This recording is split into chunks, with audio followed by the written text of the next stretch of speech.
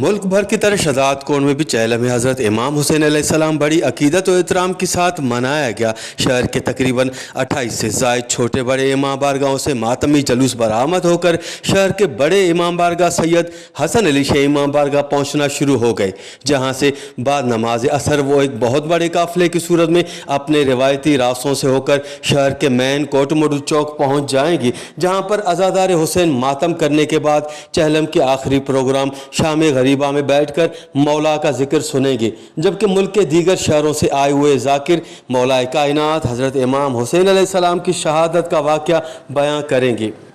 चहलम में हज़रत इमाम हुसैन अलैहिस्सलाम के मौके पर ज़िला भर में अमन अमान की फ़िज़ा बरकरार रखने के लिए पुलिस और रेंजर्स के नफरे के साथ पाक फ़ौज के जवानों को भी स्टैंड बाय पोजीशन में रखा गया है और SSP कंबर शहादत कोट की जानिब से दूसरी तरफ मोबाइल नेटवर्क भी जुज़वी तौर पर पूरे ज़िले में बंद रखा गया और शहर के सभी दाखिली व खारजी रास्तों पर हैवी वेट गाड़ियों की रुकावटें खड़ी करके शहर को मुकम्मल तौर पर बंद कर दिया गया है, जबकि शहर के मुख्तलिफ मकामात पर CCTV कैमरे भी नस्ब किए गए हैं। जबकि शहर भर में जहां नंगर और न्याज का सिलसिला जारी रहा तो वहां तकरीबन पूरे शहर में ठंडे पानी और मशरूबात की कैंपें भी लगाई गई। कैमरा टीम के साथ गुलाम अली बरावई, वश TV शहादत कोट।